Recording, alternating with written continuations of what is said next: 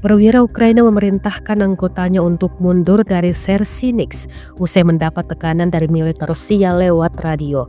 Rekaman suara percakapan perwira kedua negara bertetangga ini beredar di Telegram pada Selasa 31 Desember 2024. Dalam keterangan unggahan disebutkan tentara Ukraina mundur di Sersinix akibat intersepsi radio.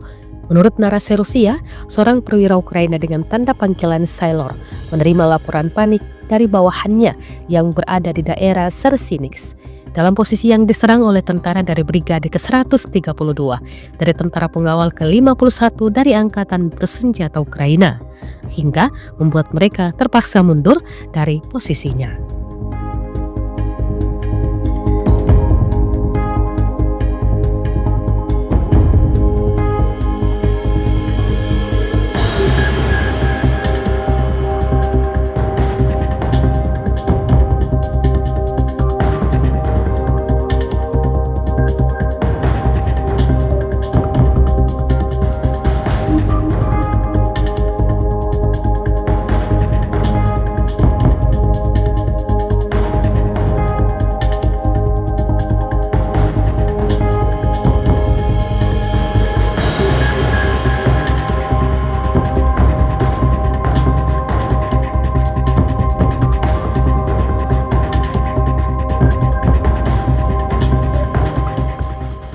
Download Tribun X sekarang, menghadirkan lokal menjadi Indonesia.